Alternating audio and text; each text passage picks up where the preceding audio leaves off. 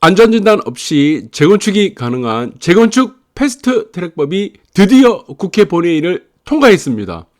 내년 6월에 시행을 한다라고 공표가 되어버렸는데, 자, 여기 따라서 센텀파크 1차 부산에 있는 아파트가 이 패스트 트랙법에서 가장 큰 최대 수의 아파트가 될 것이다. 저는 그렇게 보고 있습니다. 이거는 부산만의 문제가 아니고 전국적으로 봤을 때 센텀파크 1차가 가장 최대 수의 아파트다 라고 보시면, 자, 이 이유를 여러분들과 함께 지금 살펴보도록 하겠습니다. 30년 넘은 아파트 안전진단 재건축 가능하다고 국회 본회의 이제 통과가 돼버렸습니다. 그 내년 6월에 뭐 지금 이제 시행한다고 하죠. 상세한 내용은 여러분들 찾아보시고, 그리고 구체적인 것은 아마 국토부에서 또 마련을 할 거예요. 어쨌든 문제는 무엇이다? 안전진단이 없다는 겁니다. 이게 핵심이 되겠죠.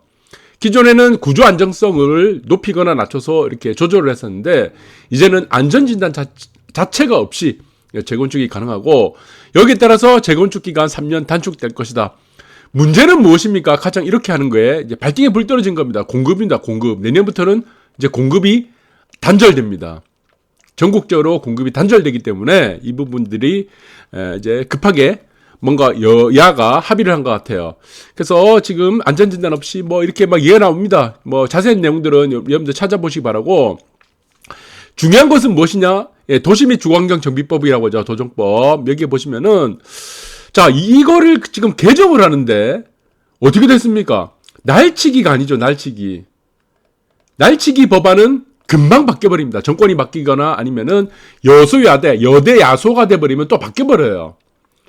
그런데 이거는 특이한 것은 무엇이냐? 여야 제적 의원 287명 중에 찬성이 275표예요. 반대가 4명밖에 없고 기권은 의미가 없죠. 8명이라는 거죠. 그러니까 이거는 무엇입니까? 전체 여야 국회의원뿐만 아니고 뭐 다른 정당이 있을 겁니다. 전부 다 어떻게 돼? 몰표를 했다는 겁니다. 몰표를 했다는 거는 의미가 뭐죠? 이거는 법이 안 바뀐다는 겁니다. 자, 법이 10년에서 20년까지는 안 바뀔 가능성이 매우 희박하다는 겁니다. 자, 이해가 되셨습니까? 그래서 이거는 일시적인 법이 아니다. 환경에 따라서 얼마든지 주택 공급이라든가 주택 수요에 따라서 얼마든지 바뀔 수 있는 법안이 아니기 때문에, 그러면 이거는 이제 10년 안에 이제 최소 적어도 10년에서 20년은 안 바뀐다고 했으니까 앞으로 10년 안에 연한이 들어가는 아파트가 있을 거예요. 재건축 연한이 들어가는 아파트가 수혜를 받는다. 이렇게 보시면 여러분들이 이해가 될 겁니다. 그래서 자, 이제 급속도로 지금 선회가 되고 있습니다. 재건축 추진하는, 리모델링을 추진하든 대치 2단지 여러분 다 아실 거예요. 이제 재건축으로 선회를 해버렸습니다. 그래서 리모델링 종합총회를 열 예정이다. 내년 3월 달에. 그래서 이건 이제 재건축으로 갈 것이다. 이런 얘기죠. 왜? 진입장벽이 없어졌습니다. 진입장벽. 이 진입장벽 하나 때문에 어떻게 돼? 재건축이 안 되는 거예요. 안전진단 통과해야지 재건축이 되니까. 이거를 아예 없애버린 겁니다. 진입장벽을 없애버린 거예요. 자, 없애니까 어떻게 됩니까? 리모델을 할 이유가 없다는 겁니다. 자, 그 첫 번째가 이유가 무엇이냐? 이 가치요, 가치. 아파트의 가치를 높일 수가 없습니다. 리모델링은. 또 하나의 중요한 문제가 뭐냐면, 리모델링 단지는요, 아파트 시세가 안 오릅니다. 자, 여러분들 보시면은 재건축을 하는 단지가 있습니다. 재건축 단지는 어떻게 돼? 재건축 연한이 가까워질수록 시세가 올라갑니다. 시세가. 연한이 가까워지면 이제 기대감 때문에 올라가는데, 리모델링은 어떻습니까? 해가 갈수록 어떻게 돼? 시세가 떨어집니다. 아파트 가치가 다 죽어버려요. 왜? 이 단지는 리모델링을 하기 때문에, 바보짓을 하기 때문에. 자, 그 문제가 있고, 두 번째는 돈 문제죠. 이 공사비죠, 공사비. 공사비 플러스 분담금이 문제가 있습니다. 분담금. 왜? 리모델링이 재건축보다 공사비가 더 비싸기 때문에, 1.5배 이상 더 비싸기 때문에. 그 다음에 세 번째는 무엇입니까? 이 벽식 구조입니다. 벽식 구조. 벽식 구조는 사실 리모델링의 가치를 높일 수가 없습니다. 기둥식 구조에서나 리모델링 해야지, 대부분의 아파트, 지금 리모델링을 추진하려고 하는 아파트 어떻습니까? 다 벽식 구조죠. 옆에 보세요. 벽식 구조죠. 해봐야 의미 없다는 겁니다. 돈만 날린다는 거예요. 층고도 못 올리고. 자, 그렇기 때문에 이 문제, 세 가지 문제들 때문에 가치를 높일 수 없고 시세 다 떨어지고, 그 다음에 공사비 더 비싸고 벽식 구조이기 때문에 벽식 구조를 자체를 기둥식으로 바꿀 수 없기 때문에 지금 재건축으로 급속도로 선회한다. 자, 부산에 보시면은 마찬가지입니다. 이제 전국 최대 리모델링 단지인데 여기도 마찬가지예요. 가치가 안 올라갑니다. 시세 계속 떨어질 수밖에 없어요. 이거는 제 개인적인 의견이지만, 네, 진짜 바보짓이라고 저는 생각됩니다. 자, 여기서 보시면은 이 단지 형태를 보시면은 2세대 아파트입니다. 2세대. 여기서 증축을 한다, 세대수 늘린다, 무슨 의미가 있습니까? 사람들이 좋아하는 아파트가 있는데. 그래서 이것도 지금 여기는 3종 주거지죠. 도로도 지금 아파트에 지금 이제 같은 이제 구역에 들어가 있기 때문에 기부 체납으로 얼마든지 어떻게 됩니까? 이거는 네, 준주거지 만들 수 있어요. 준주거지로 종상향을 해서 얼마든지 이거는 할 수가 있습니다. 네, 이미 3종 주거지이기 때문에 여기서 뭐 기부 체납 조금 하면 되죠. 공공성을 높이면 되잖아요. 그래서 이 메트로시티의 가장 큰 문제는요, 리모델링을 추진하는 사람이 문제가 아니에요. 그래서 얼마든지 추진할 수가 있죠. 리모델링의 가장 큰 문제는 여기서 동의서를 내는 사람이 가장 나쁜 놈입니다. 제가 볼 때는 그래요. 진짜 나쁜 사람은요, 자기 아파트 이거 다 갈가 먹는 사람이에요. 이 사람들이. 동의서 낸 사람들이 문제입니다. 동의서 낸 사람들. 네. 그래서 자기 아파트 자기 스스로 갈가 먹겠다. 빚만 계속 쌓이는 겁니다. 해가 지나면. 이렇게 보시면 될 것 같습니다. 그래서 메트로시티도 어떻게 돼? 연안이 없어졌기 때문에, 연안을만 채우게 되면은 안전진단이 없기 때문에 재건축으로 선회를 하는 것이 맞다고 보고 있습니다. 그러면 가장 큰 수혜를 보는 것이 어딥니까? 센텀파크 1차라고 보고 있습니다. 이 아파트는 여러분들 보시면은 이건 뭐 옥수수 아파트라고 옛날에 지금 많이 좀 놀렸었죠. 센텀 같은 경우는 대부분 유리창으로 마감됐는데 지금 보시면 콘크리트로 마감됐다 보니까 옥수수 아파트다. 그리고 또 하나의 문제는 여기 사는 사람들이 우동으로 행정구역을 바꿔달라 주장을 많이 했었습니다. 이 재송동이죠. 네. 근데 여기는 이제 생활권 자체가 센텀이 들어가 있기 때문에 큰 문제가 되지 않나 보고 있습니다. 우동이든. 그래서 이 아파트에서 가장 중요한 문제, 우리가 한번 보도록 하겠습니다. 왜 이 아파트는 전국적으로 안전진단이 없게 됐을 때 가장 큰 수혜를 보느냐. 네. 여기 뭐 49층 최고 높이죠. 51층. 뭐 철거 비용은 좀 들겠지만, 저는 굉장히 사업성이 높다고 보고 있습니다. 세부 내용을 보니까 센텀파크 아파트 뭐 1차, 2차 포함돼서 보겠습니다. 일단은 총 20개 동입니다. 입주는 준공은 그 전이고 20개 동이고 내년 되면 이제 9년 차가 됩니다. 이 아파트는 연안이. 그래서 그리고 높이는 157m 낮죠. 그다음에 높지 않습니다. 그래서 철거 비용은 그렇게 저는 모르겠습니다. 뭐 큰 문제가 되지 않을 것 같아요. 1차 2752세대, 2차 998세대고, 자, 지금 보시면은 지하 2층입니다. 2층으로 돼 있는데 세대당 주차대수 1.67대, 1.4대고. 그래서 저는 이 단지를 보시게 되면은, 자, 이 굉장히 문제가 되고 있는 부분들이 왜 재건축이 필요한가? 그 다음 페이지를 보시면 나와 있습니다. 이것이 사람들은 센터파크를 보시면 어떻게 생각하느냐? 이거를 기둥식 아파트라고 잘못 생각하고 있어요. 이 벽식 아파트입니다. 그래서 이걸 리모델링을 해야 돼. 재건축을 해야 됩니다. 리모델링을 하면 안 돼요. 리모델링은 벽식 아파트에서 안 맞습니다. 자, 그래서 여기는 특이하게 어떻게 되어 있습니까? 네, 사람들이 알고 있는 것과 다르게 기둥식 구조가 아니라는 겁니다. 그리고 여기는 철근 콘크리트 구조의 벽식 구조라는 거죠. 센텀파크 1, 2차가 다 벽식 구조예요. 그러니까 어떻게 되겠습니까? 이거를 기둥식으로 만들어야 됩니다. 이 아파트는 층을 70층으로 높이고 지금 51층 49층에서 높이고 어떻게 돼? 기둥식으로 만들어야 되겠죠. 주상복합으로 이제 만들어야 돼요.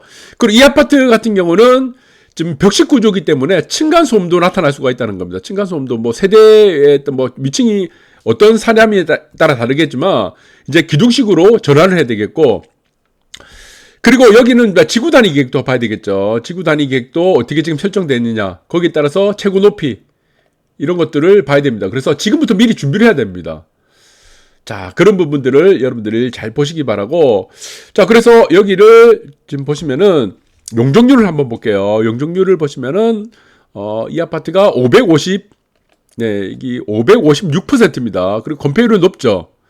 556%인데, 자, 여러분들 보시면 이 아파트는 상업지에 지어졌죠. 상업지. 근데 이 아파트는 주상복합이 아니에요. 이 아파트는 아파트입니다. 원래 지금 여기 보시면은 일반 상업지에는 건폐율이 80% 이하입니다. 예, 80% 이하인데 80% 넘어갔고, 상업지 아파트가 안 되는데 이 아파트는 또 아파트입니다. 이 주상복합밖에 안 되는데. 이 아파트 예전에 지어서 이렇게 다 문제를 보시면 되고, 그러면은 이제 잠깐 한번 볼게요. 네, 이걸 또 제가 안 켰는데, 지금,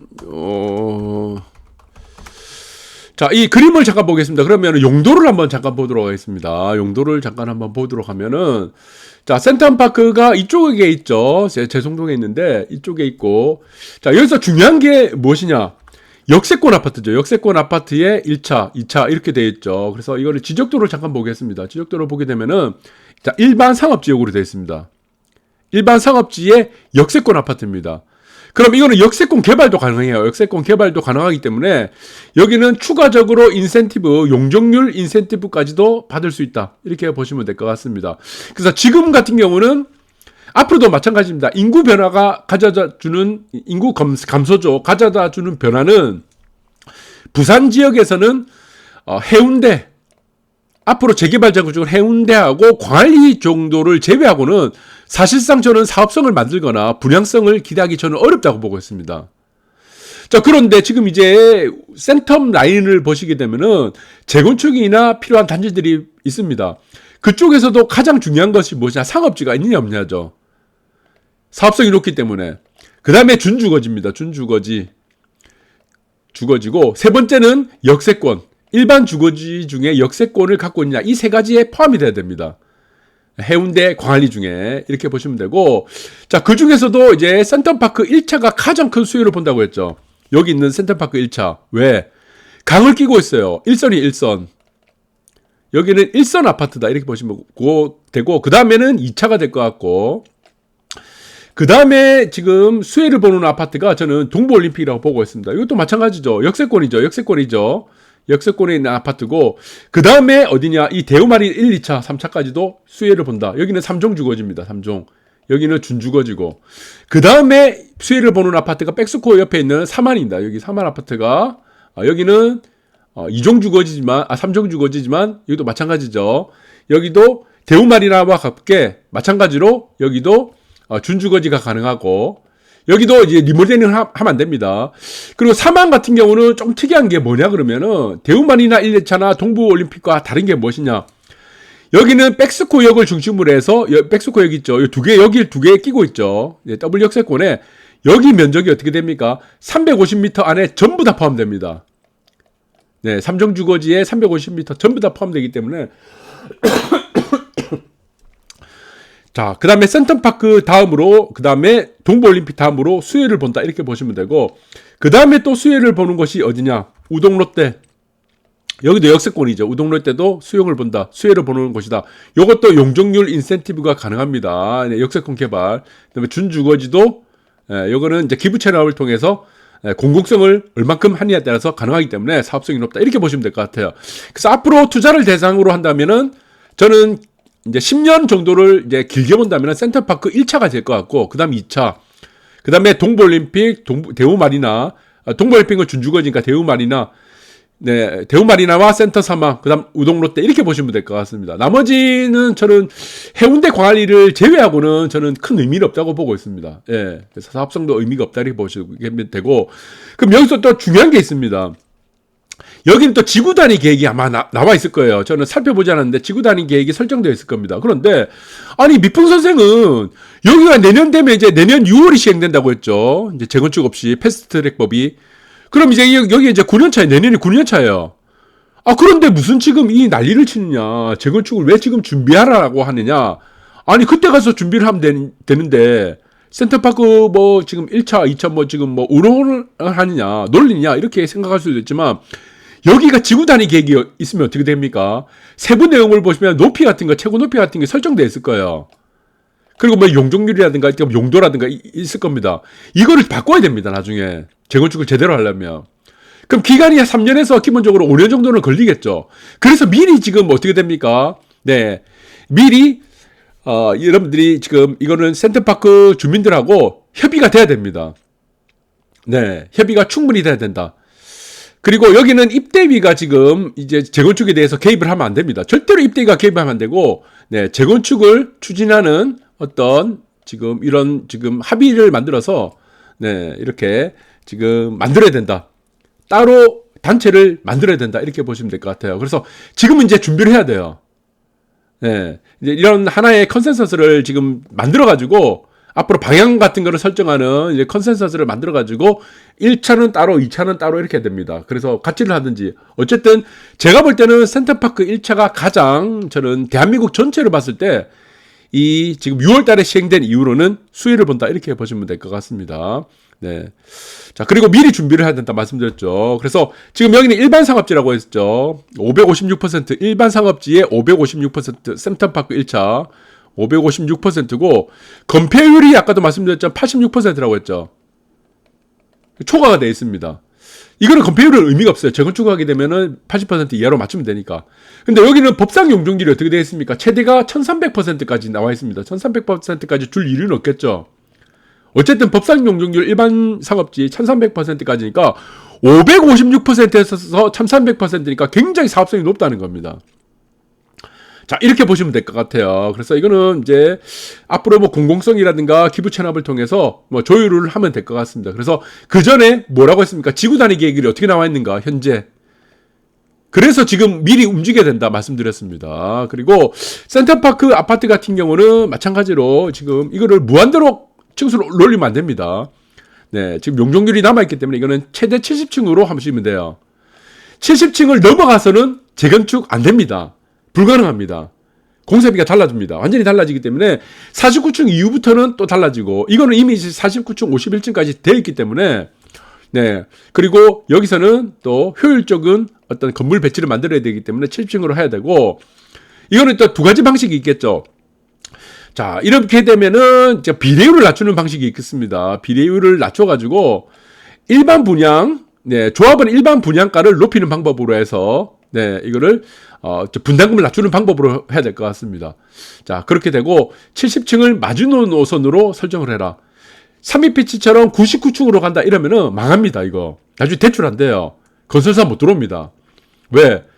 자, 일반 분양분을 가지고 안 된다는 겁니다. 분담금을 분납을 하든지 나중에 완납을 해야 되는데, 일반 분양가를 중심으로, 조합을 일반 분양가를 중심으로 해가지고 분담금에 대한 대출 모든 기준들이 만들어지기 때문에 그렇게 안 된다는 겁니다. 그래서 자, 이거는 70층까지 최고 높이를 해서 여러분들과 센터파크 주민들이 미리 지금 움직여야 된다.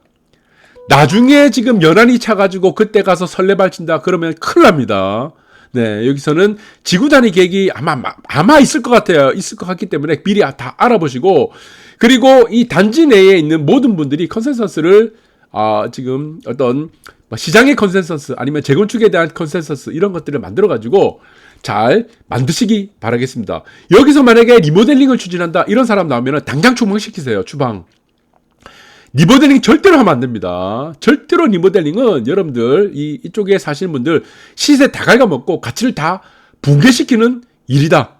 그래서 재건축을 지금부터 내년부터 6월 달이 이제 시행이 되면은 그때부터 천천히 준비해야 된다. 자, 여러분들 참고하시기 바라겠습니다. 감사합니다.